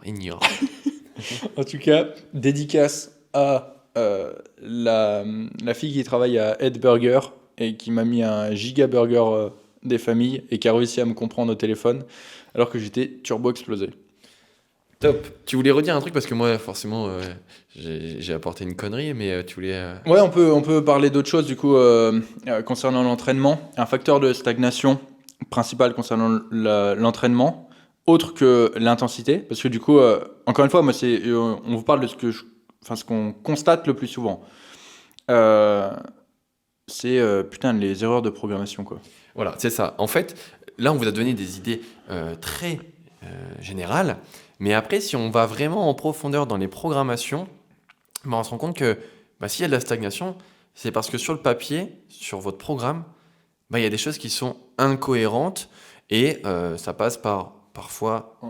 En fait, en plus de la programmation, il y a aussi des erreurs d'exécution. D'exécution. Ouais, ok, je pensais que tu le mettais aussi avec l'intensité juste avant. Je pense que, en vrai, non, ça va ensemble.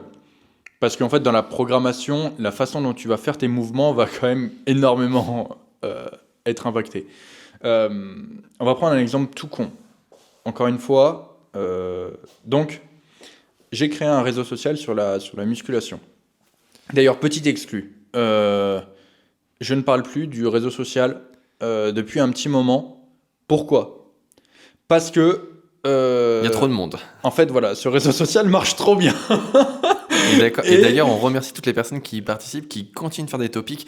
Ce matin encore, j'ai regardé, il y a des thèmes où on explose les nombres de posts. Genre, c'est énorme, quoi. Honnêtement, en fait, c'est-à-dire que On approche des 1000 sur certains topics. il y a énormément de vie et je sais que, genre, juste si j'en parle plus, il va falloir en fait tout simplement une équipe de modération plus importante et actuellement le budget ne le permet pas. Il y a plus de 7000 membres, faut le rappeler, peut-être même plus. Non, les 7000 on les a fait en 2 heures après la sortie du... Ah bon? Oui. Non, on est à combien? Eh ben on est beaucoup plus que ça. Ah ouais, mais je pensais qu'on était à 7000. Non, en fait... Je crois on avait fait genre 4000 au début, et après on avait... Non, on a fait 7 putains de mille en... Au départ. Ouais, Ok. parce que en fait, je vois les chiffres que t'as, c'est pas les bons, ceux-là. Ah ok. Ouais. Et en fait, d'ailleurs, c'est vrai qu'il y a, en fait, il y a beaucoup de questions. Tiens, un petit point vite fait. C'est Petite l'entracte. parenthèse, ouais. C'est l'entracte. C'est vrai que C'est le moment d'aller aux toilettes avant de reprendre vos notes. j'espère vraiment que j'aurai avancé du coup sur ça au moment où le podcast sortira, parce que sinon, ça va foutre la merde s'il y a beaucoup plus de monde qui va arriver. C'est pas grave, j'assumerai.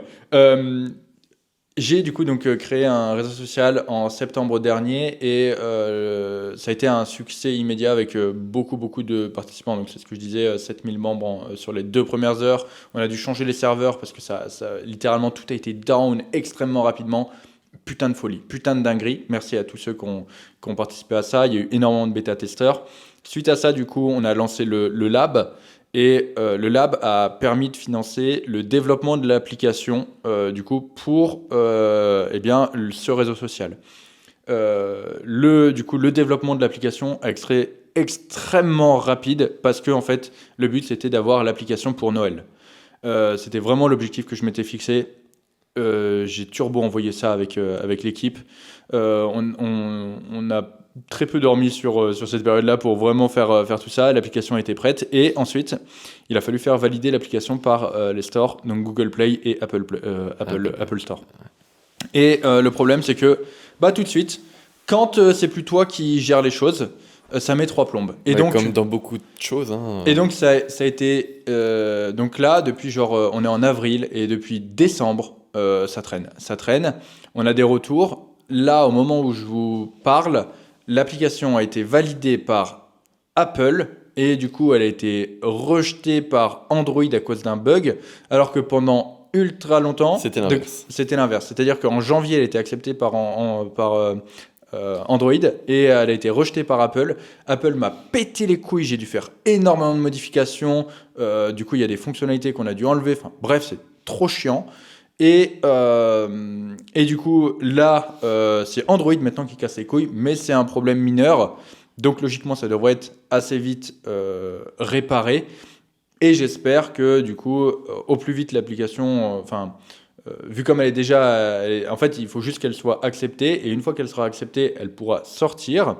J'espère qu'elle vous plaira. Il y aura également des nouveautés qui vont arriver avec cette application. J'espère que ça vous plaira aussi. Et à ce moment-là, également, l'équipe de modérateurs, je réinvestirai dedans pour du coup qu'elle soit un peu plus importante. Et le but, voilà, ça sera d'agrandir un peu tout ça. Mais bien entendu, vous pouvez toujours accéder. Oui, alors c'est toujours... C'est juste qu'on ne le met pas en avant sur les réseaux, mais vous avez toujours nos liens dans nos bios pour y accéder. Et bien entendu, en fait, de l'autre côté, il y aura des personnes qui vous répondront à toutes vos questions, sachant qu'il y a déjà pas mal de topics. Mais vous pouvez bien sûr créer les vôtres et créer aussi votre logbook pour voir un petit peu votre progression et éviter la stagnation, pour faire un petit clin d'œil au podcast du jour. C'est vrai que du coup, en fait, au début, j'ai posté mon logbook dessus. J'ai arrêté de le faire parce qu'en fait, justement, ça a emmené beaucoup de monde. Il faut savoir qu'actuellement, on tourne à 5 à 10 inscriptions, donc 5 à 10 nouveaux utilisateurs par jour. Et en fait, si vous voulez, c'est tout juste gérable pour moi et mon équipe. Donc, c'est pour ça, c'est ce que dit Rémi. C'est accessible, vous pouvez y aller, mais j'en parle pas du coup sur Instagram, j'en parle pas dans mes vidéos YouTube, et ça faisait un moment qu'on n'avait pas parlé dans le podcast. Et toutes les questions qui étaient en rapport avec le club, du coup, je les squeezais, parce qu'en fait, bah, encore une fois, il faut, tu vois, s'il y a à nouveau des crashs de serveurs, s'il y a à nouveau des trucs, genre juste, en plus c'est cool parce que c'est, tu sais, c'est souvent les mêmes personnes qui sont là. Il y a vraiment en fait une communauté qui s'est faite Ouais. sur ce réseau social et c'est juste trop bien. En plus de ça, c'est vraiment genre un réseau social. Donc tu peux être ami avec les gens, tu peux envoyer des DM, tu peux créer des posts, tu peux faire vraiment pas mal de choses. C'est vraiment un réseau social dont je suis extrêmement fier et en fait, genre juste, je suis trop content qu'il marche trop bien plutôt qu'il ne marche pas assez. Et du coup, il y a justement ce qui est trop drôle, c'est qu'il y a beaucoup de personnes qui ont dit ouais, Denis il en parle plus parce que justement c'est un échec son truc. Absolument C'était pas. c'était voué à l'échec et tout. Et genre ça me fait trop rire quand je vois ces putains de haters qui en fait juste les gars, vous êtes trop loin de la vérité, mais vous êtes à l'opposé de la vérité. En fait, on n'a pas mesuré le pic en fait de personnes qui allaient être intéressées. On pensait que ça allait plaire forcément, mais pas à ce point-là. Et en fait, on arrive à un point où il y a trop de personnes et on s'en réjouit. Juste, on veut par contre accueillir les nouvelles personnes qui arrivent, toujours dans les mêmes conditions depuis le départ. Mais si on fait à nouveau de la promotion dessus, on a peur d'avoir à nouveau, parce que C'est Denis ça. a augmenté son audience, surtout avec YouTube, surtout avec le podcast qui continue de fonctionner. 1200 avis sur Spotify, merci tout le monde, on a passé le cap. Donc voilà, et puis alors ce qui est bien sur le réseau social, hein, c'est vraiment que c'est tout ce qui touche de près ou de loin à la muscu, et il n'y a pas seulement des personnes qui sont débutantes, mais il y a aussi des personnes expérimentées qui ont de très bonnes connaissances. Donc en plus de ça, donc nous on est là pour modérer, voir si ce qui est indiqué est bon ou pas. Et puis même genre juste en fait c'est bien aussi d'avoir plusieurs avis différents. Exactement, c'est ce que j'allais dire, c'est qu'en fait il y a des personnes qui viennent de différents horizons et qui ont des éléments de réponse que toi comme moi, on n'aurait pas forcément pensé au départ. Et donc, bah, on retrouve dans les réponses la petite touch gallois, donc des personnes qui reprennent un petit peu ce qu'on imagine aussi et ce qu'on penserait être bon de répondre, mais d'autres personnes qui ajoutent de la nuance et des éléments hyper pertinents. Donc, franchement, sur ce forum, sur ce réseau social, vous trouverez absolument toutes les réponses à vos questions. Et si vous les trouvez pas, vous pouvez toujours créer un topic Et c'est le but, ouais. pour avoir des réponses. Ouais. Voilà, c'est la fin de l'instant. Fin de la parenthèse. S'il vous plaît, ne me faites pas sauter les serveurs à nouveau, mais allez y faire un tour, c'est cool. C'est vraiment cool.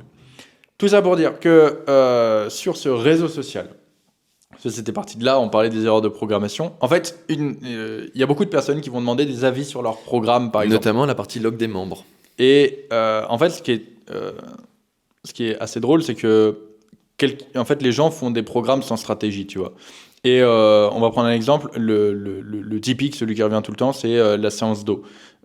Salut, vous pouvez me donner mon avis sur ma séance d'eau, sur ma séance pool, etc. Et le mec va juste dire, bah voilà, je vais faire du tirage vertical. Ensuite, du coup, je vais faire du tirage horizontal. Et ensuite, je vais faire du pullover. Ok.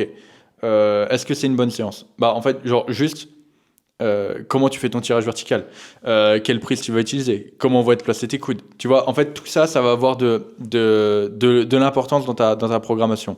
Et en fait, juste, tu peux pas faire une programmation intelligente et qui va t'emmener à une progression si tu n'es pas capable d'avoir une stratégie, en fait, quelque chose de réfléchi dans ta programmation.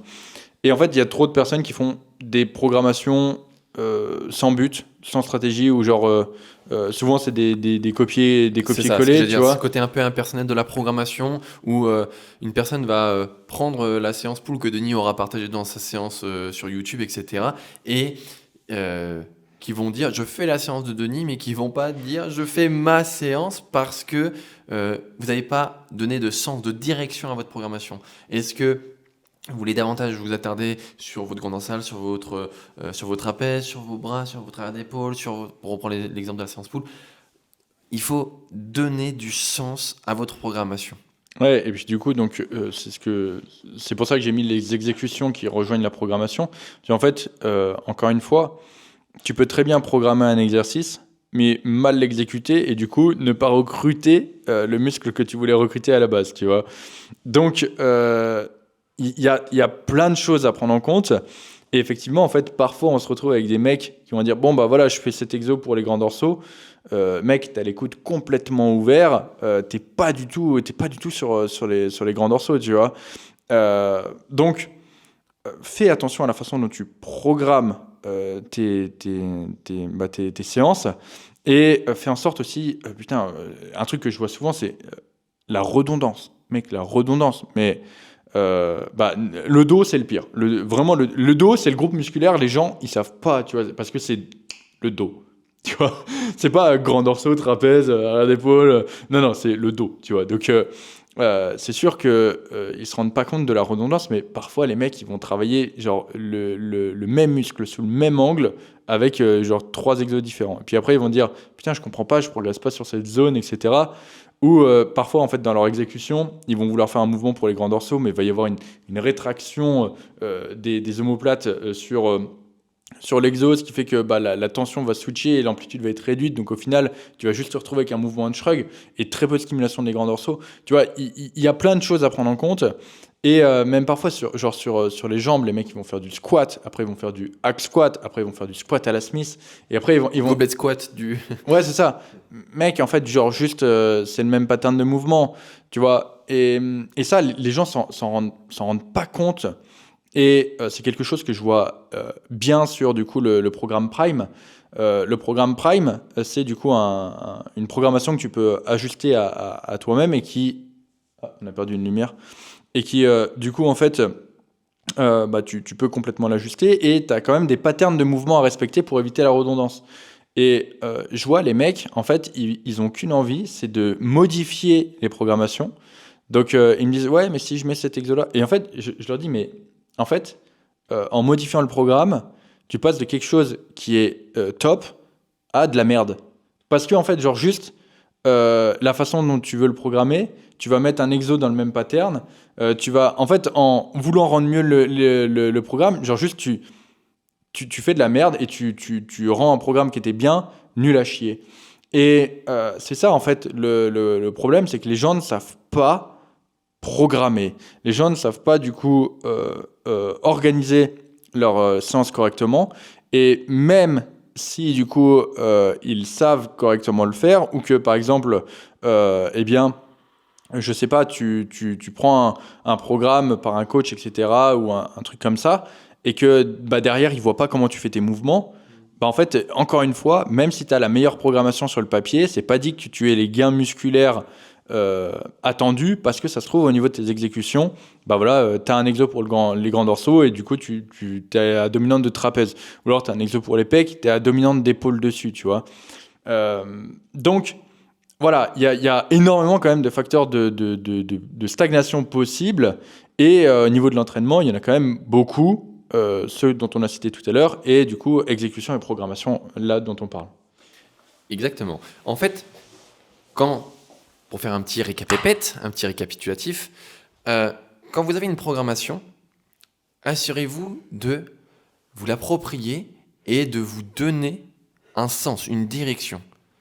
Est-ce que je veux mettre un peu plus l'accent sur le dos, sur les biceps, sur les triceps, hiérarchisez tout ça et ne faites pas une programmation impersonnelle où vous allez faire absolument tous les groupes musculaires en leur mettant tous les angles possibles et inimaginables, en leur mettant le volume à balle, puisque vous savez que ça,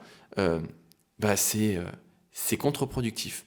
Mettez un ordre, donnez un cadre à votre programmation, dites ça, je vais le privilégier par rapport à ça. C'est des vases communicants, hein. Vous savez que votre volume, vous avez un très gros vase, et après, on va dire un seau avec plein de cailloux. Et en fait, après, vous allez disperser vos cailloux en fonction des plus petits seaux qui correspondront à vos groupes musculaires. Et donc ça, c'est très important de faire selon ce que vous avez envie. Denis, lui, par exemple, dans ses séances poules, il met le paquet sur son dos, par exemple, et donc il a mis beaucoup de pierres dans le seau du grand dorsal, beaucoup de seaux dans la partie des trapèzes, et il en a mis un peu moins sur l'arrière d'épaule. Même genre pas du tout. Donc du moins pas de volume direct sur l'arrière d'épaule. Ouais, c'est vrai qu'une erreur en fait de la programmation, et ça en fait, encore une fois, je l'ai découvert à travers le programme Prime, c'est que du coup en fait le programme Prime s'organise avec des focus. Donc tu peux choisir le focus, par exemple focus bras, focus bas du corps, focus fessier, enfin bref, t'as plusieurs focus. Et en fait les mecs choisissent un focus. Et après, ils veulent modifier la programmation. Tu vois, genre, ils prennent un focus sur les bras, et après, ils me disent, ouais, mais en fait, j'aimerais aussi mettre l'accent sur les pecs, et j'aimerais aussi mettre l'accent sur le dos, et j'aimerais aussi mettre l'accent sur les épaules, et j'aimerais aussi mettre l'accent sur les jambes, etc. Et en fait, les mecs modifient toute la programmation, et ils partaient, en fait, ils avaient un focus sur les bras, avec une structure qui était top, et en fait, ils ont modifié le programme, ils lui ont clairement chié sur le programme, et ils se retrouvent, en fait, en voulant tout privilégier, tu ne privilégies plus rien. Et en fait, au final, en voulant mettre plus de focus, tu termines avec plus aucun focus. Et c'est ça, en fait, le problème, c'est que les mecs, ils ne sont pas capables de programmer correctement, et du coup, même quand ils ont un bon programme, ils vont vouloir le changer pour en faire de la merde. C'est exactement ça, c'est que tu peux avoir l'accent sur les bras, sur les pecs, sur le dos, ça, il n'y a aucun problème. Par contre, il faudra faire un ordre. C'est avec les petits plus grands que, les petits signes mathématiques.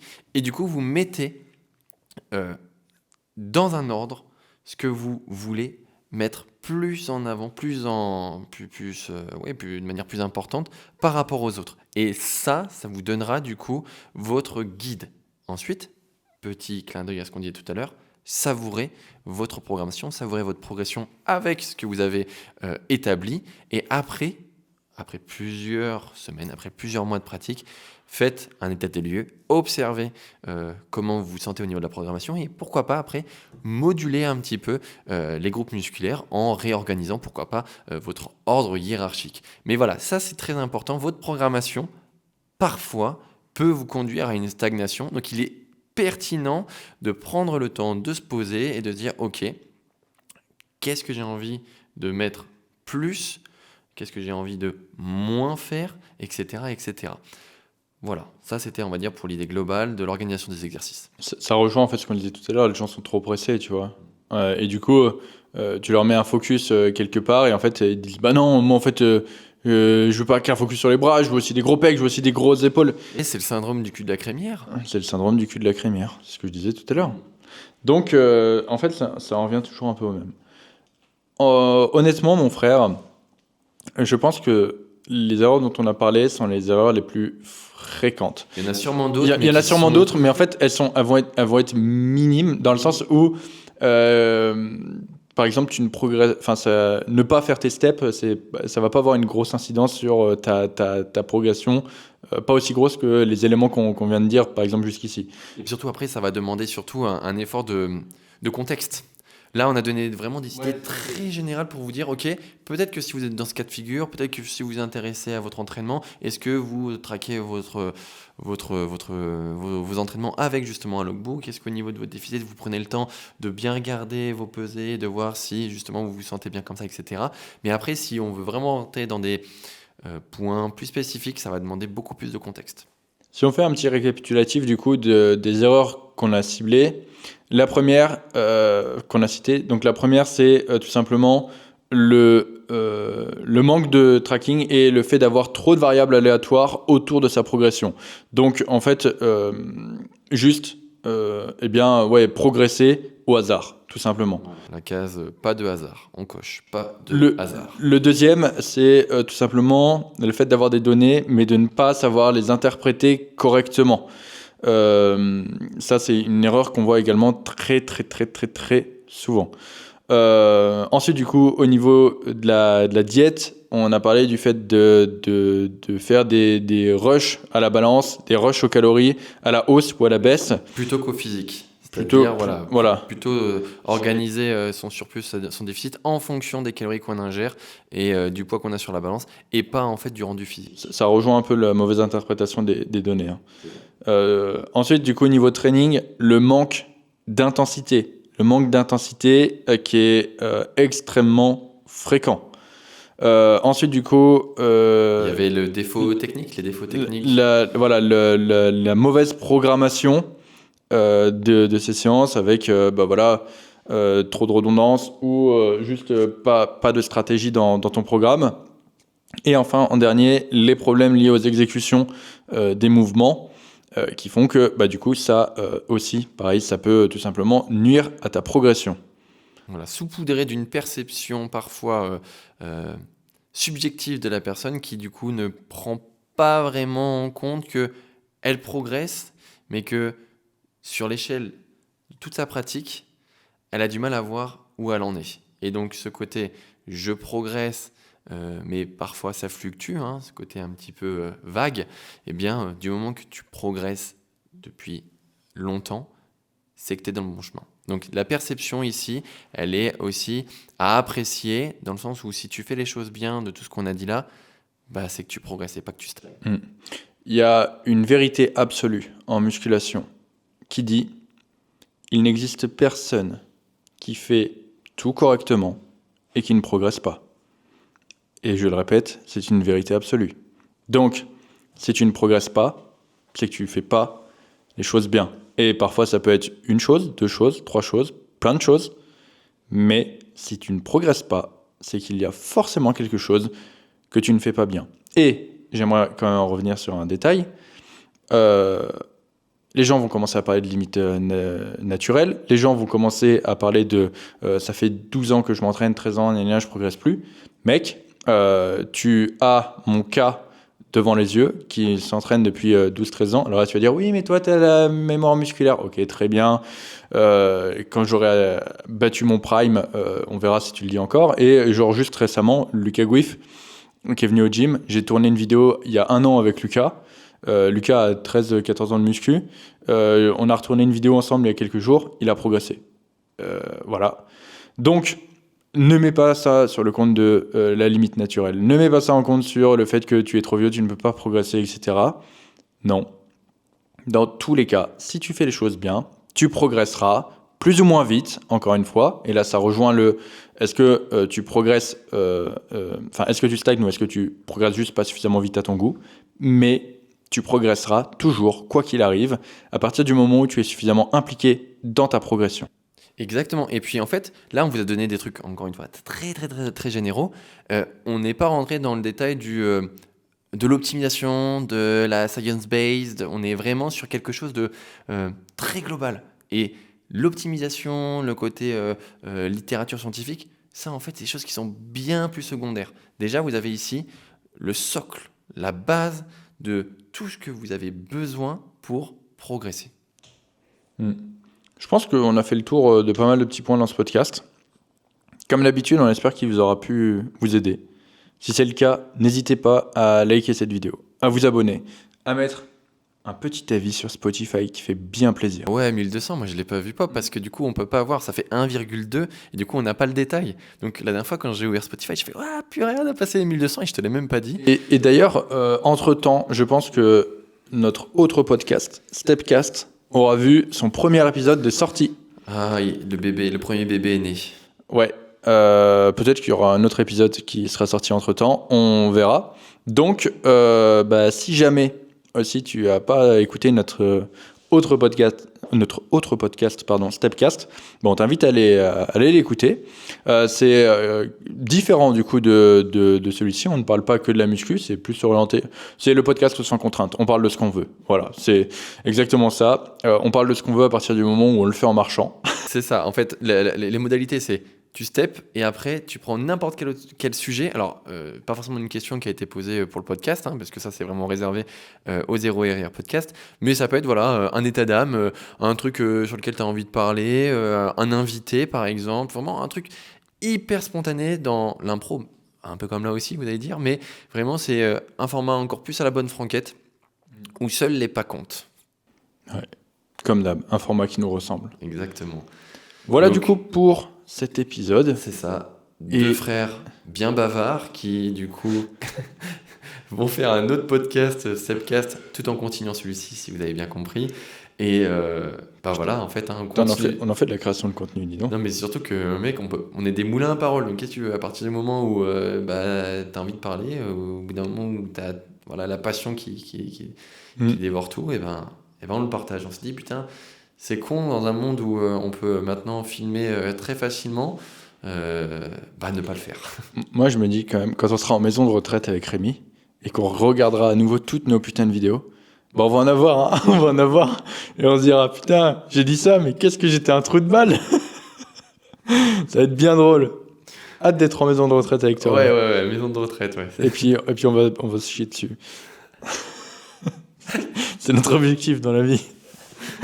Bref, tout ça pour dire que on vous remercie pour votre écoute et on vous dit à très bientôt dans un prochain épisode du Zéro RR Podcast. À bientôt.